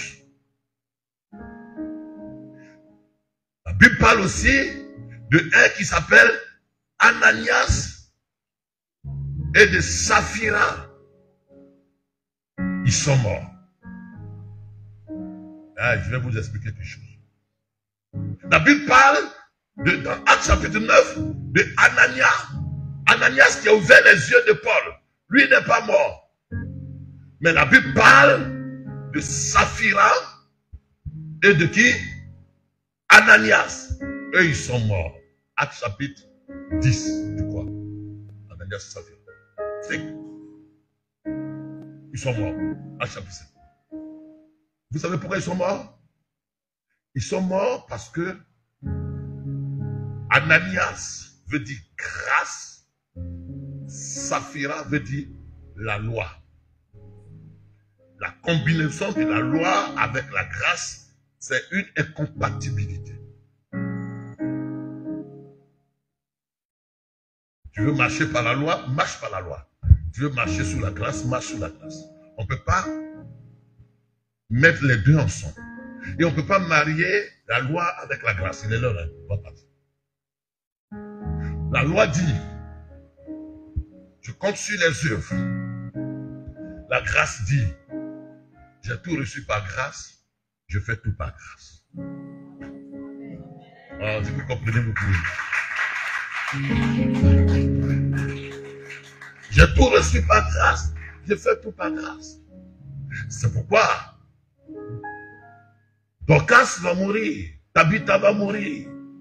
Tabitha va mourir parce que Tabitha, elle veut dire gazelle. Ok. Dorcas veut dire gazelle. Ok. Mais elle faisait les aumônes. Et elle faisait des bonnes œuvres. Or, les aumônes, c'est les offrandes qu'on fait pour les pauvres sous la loi. Mais on est passé de la loi, on est sous la grâce. La combinaison de loi et grâce, ça tue. C'est-à-dire que la loi, c'est les œuvres qui viennent de la chair pour satisfaire la chair. La grâce, c'est la faveur de Dieu, c'est ce qui vient de l'esprit. Et nous marchons par l'esprit et non par la chair. La chair, c'est les œuvres. On n'a pas dit la chair, c'est la chair. Bon, la chair, c'est les œuvres. Donc nous ne marchons pas par la loi. Nous marchons par l'esprit. Qu'est-ce que le pasteur veut nous dire ce soir? Marcher par l'esprit, c'est être quelqu'un qui est conduit par l'esprit. Qui est sous la direction de l'esprit. Tous ceux qui sont conduits par l'esprit sont enfants de Dieu. Ça ne veut pas dire que si tu n'es pas conduit par l'esprit, tu n'es pas enfant de Dieu. Mais tous ceux qui se laissent enseigner par l'Esprit de Dieu, au fait, ils sont fils de Dieu. C'est-à-dire que ce verset met en évidence leur maturité. Je n'ai pas compris. Donc la maturité fait que tu laisses l'Esprit de Dieu te dire ce que Dieu veut en cet instant précis, sans que ça ne soit dicté. Est-ce que le peuple de Dieu m'entend? Bon, je sais, vous mangez ensemble, il veut être grillé pour ce soir déjà. La porte est fermée déjà. Dans tous les cas, vous ne pouvez pas. On se comprend? Oh non, ils ne comprennent pas. Je suis en train de dire, nous sommes sous la grâce. Laisse le Saint-Esprit parler à ton cœur. C'est pourquoi je dis à mon fils Achille, nous ne sommes pas de ceux qui disent qu'il veut donner 1000 € et puis on se lève, il y a du mal. C'est pas ça la grâce de Dieu. Qui veut donner 1000 € pour voyage, onction de voyage. Ça c'est du marchandage. C'est du trafic. C'est de la marmaille. Comme ceux qui sont encore ignorants. Mais la véritable église de Dieu, elle agit par l'esprit. Par la conviction de l'esprit. Ça veut dire quoi? Tu es assis là. Tu es assis là. Et puis le Saint-Esprit te révèle ce couple-là. Et puis tu vois déjà par l'esprit ce qu'il faut. Le Saint-Esprit te révèle la sœur qui est à côté. Et tu vois par l'esprit ce qu'il faut. Et tu, à la fin du culte, tu dis, la sœur, je peux te parler. Je ne te parle pas pour que je te domine après. Je ne te parle pas pour t'acheter, mais je t'appelle, je te parle avec toi parce que j'ai reçu dans mon cœur le désir de t'aider ou de te donner le transport. Et puis tu disparais de ça. Et quand tu marches par l'esprit de cette façon, la grâce de Dieu étant sur toi, la faveur de Dieu, l'honneur de Dieu, Dieu fera toujours que tu sois distingué, tu sois honoré parce que tu as fait les choses en considération de la voix du Saint-Esprit dans ton cœur. Oh, je vous dis trop, on va s'arrêter là. Les églises aujourd'hui ne sont pas églises. Elles sont un centre commercial. Chinamol. Et vous aimez ça. Moi, je peux faire tout pour vous ramasser de l'argent avant de partir. Mais ce n'est pas de Dieu. Et c'est ce que Jésus dit. Quand des gens, quand quelqu'un vient en son nom, vous faites quoi? Vous le recevez. Vous savez que je sais faire ça. J'ai fait ça. J'ai fait ça. Depuis 1980, combien? 90, je suis pasteur. J'ai fait ça. 90. J'ai fait ça. 23 ans. Mais avant ça, on faisait ça depuis 85. On prêchait l'évangile. On sait faire ça. Mais ce n'est pas tous les jours, il faut t'exciter.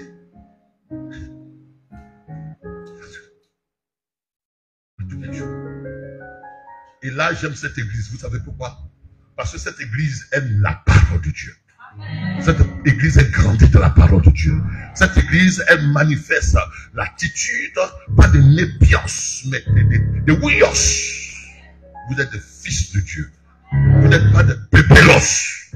Vous êtes des fils de Dieu et des filles de Dieu. C'est pourquoi les vrais enfants de Dieu marchent par quoi? Par l'esprit. Et quand on marche par l'esprit, il n'y a pas de jugement. Même les gens te jugeront. Mais comme l'Esprit de Dieu t'a conduit vers la sœur, peu importe. Parce que si leur esprit est impur, ils vont te juger. Mais toi, ton esprit n'est pas impur.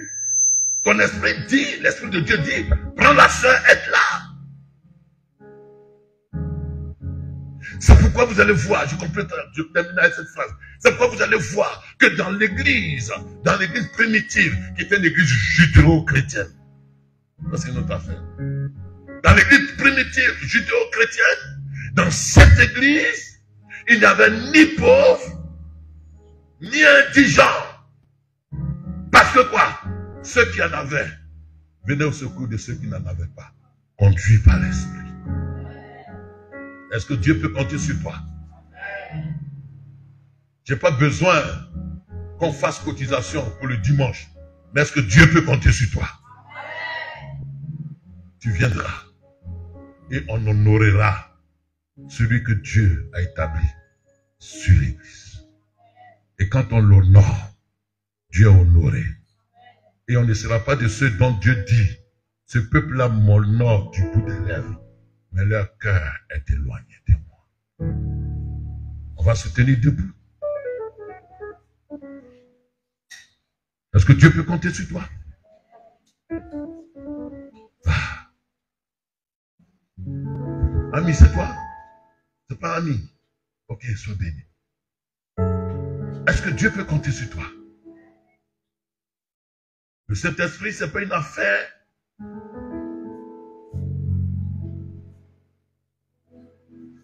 seulement de parler en langue. C'est une affaire de manifester le cœur de Dieu à l'égard du prochain. Lève la main.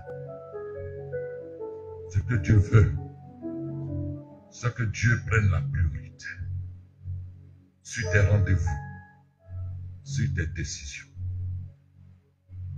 sur ta volonté.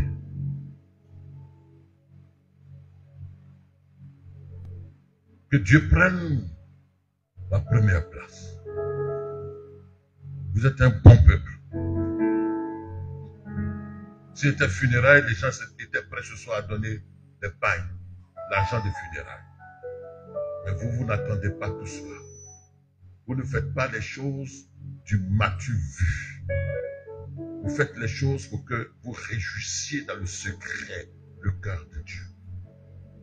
Vous êtes des bons adorateurs.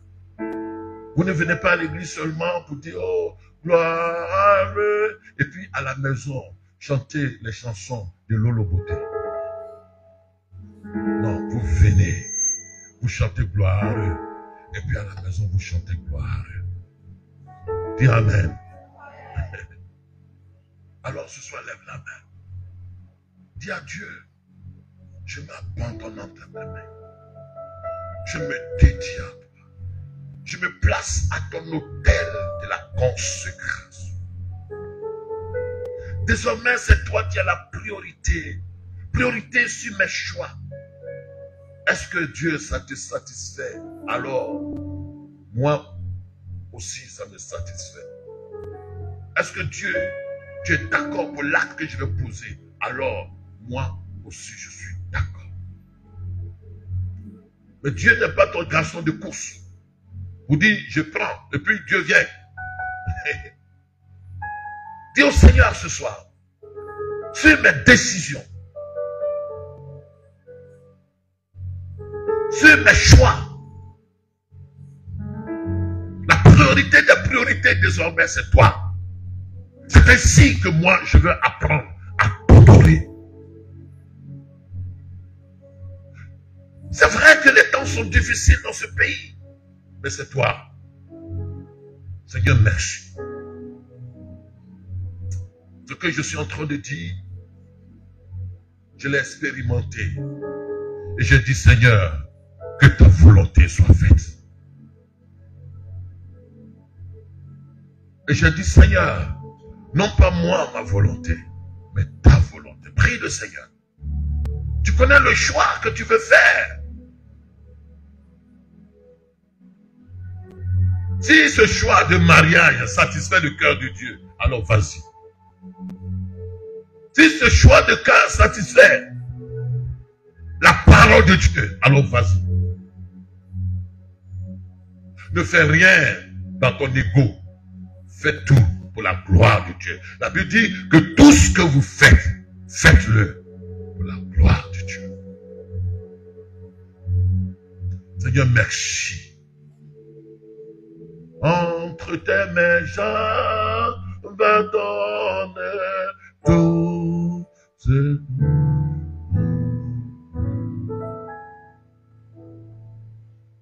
que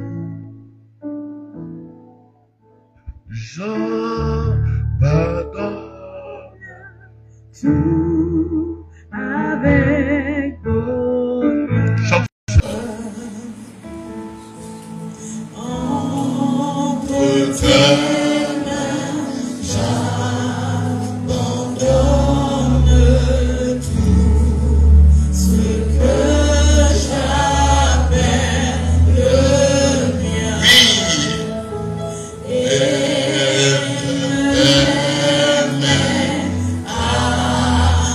Personne Seigneur, dans le ventre mien, oui, oui, prend tout Seigneur, Seigneur. Oui, prend tout Seigneur,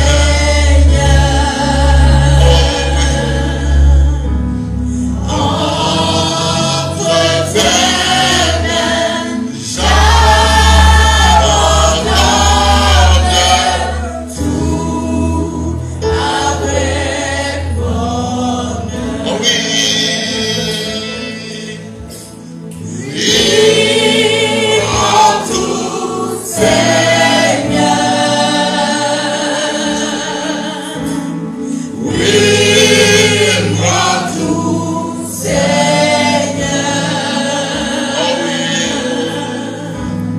Entre tes mains, j'abandonne tout avec Oui, Seigneur, famille, prends tout, Seigneur. Dis-lui ce soir de tout ton cœur. oui, prends tout, Seigneur. Oui, prends tout, Seigneur. Qui prend tout ce qui est à toi. Entre tes mains, j'abandonne tout avec bonheur. Laissons un temps au Saint-Esprit de parler à notre cœur. Mes amis, c'est bien que Dieu prenne la commande, les commandes de notre vie. Dieu soit au contrôle.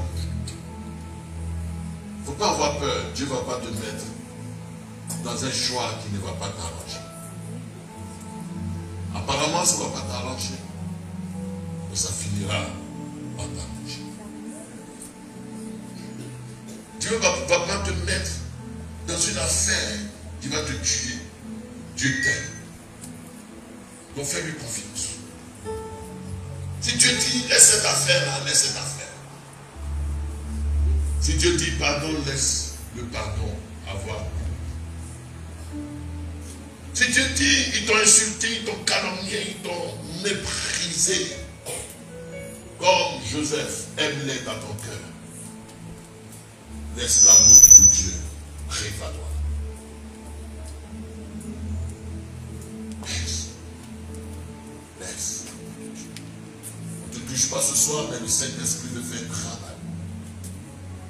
Un travail de conviction profonde. Tu as choisi Dieu, laisse Dieu prendre le contrôle.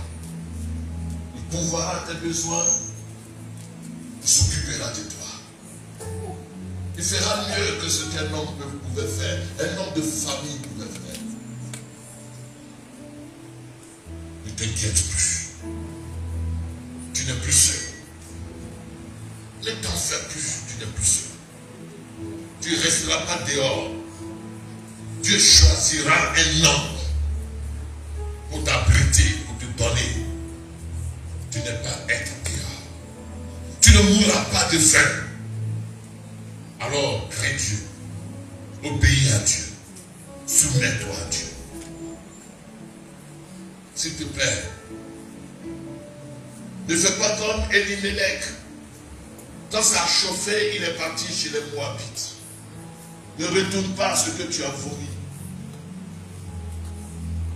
Ce ne serait pas honorer Dieu. Ne fais pas la compromission, ne mélange pas Dieu avec d'autres choses. Ça n'honorera pas Dieu. Cherche toujours, est-ce que ça plaît à Dieu? D'abord. Avant que ça plaise à l'homme. Dieu convaincra les cœurs pour que ça convienne au cœur de l'homme. Quand ça convient à lui d'abord. Quand tu veux faire pour les plaisirs des parents, d'abord, Dieu veut que tu fasses ce qui lui plaît. Et il plaira à Dieu de convaincre le cœur des hommes.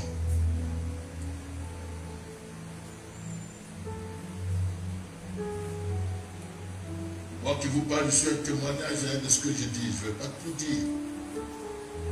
Mais la pression des familles, la pression des hommes.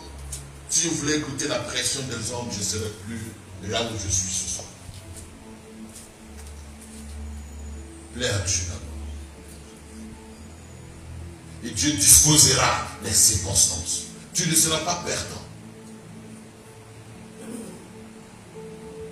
Son nom viendra te soutenir. Seigneur, merci. Je comprends ce soir la difficulté que plusieurs traversent, les moments qui sont compliqués, ce pays où la crise sévit, les conditions sont précaires, les gens veulent te servir, mais c'est compliqué. Et ils regardent autour d'eux comme Agar dans le désert, et ils ne voient que la sécheresse, alors que toi, le puits, tu es là. Seigneur, affermis ce soir la décision de quelqu'un qui veut tourner dos à moi, qui veut tourner dos au monde, qui veut tourner dos au mal. Et donne-lui de prendre la bonne décision, remplie de sagesse et de crainte de Dieu. Que Dieu soit béni et que ton cœur soit fermé au nom de Jésus-Christ. Est-ce qu'on peut acclamer le Seigneur?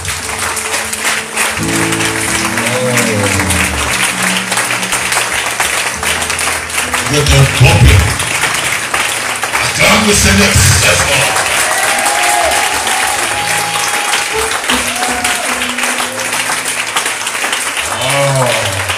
Je vous aime d'un amour paternel. Acclame encore le Seigneur très fort.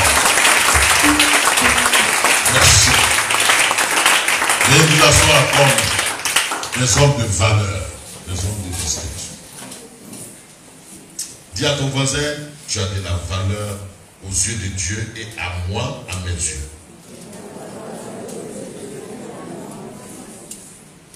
Il ne faut pas le dire à la bouche, il faut le dire à le cœur. Dites encore, tu as de la valeur aux yeux de Dieu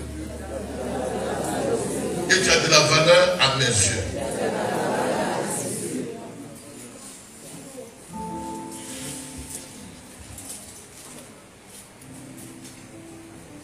Dis-lui enfin, j'honore le Christ qui vit en toi. Et quand je te regarde, je vois en toi le Christ digne d'honneur que tu transportes. Tu es digne d'honneur. Tu es comme l'agneau qui porte Christ et tu lequel on étend des vêtements à cause de ce qu'il porte Christ au nom de Jésus-Christ.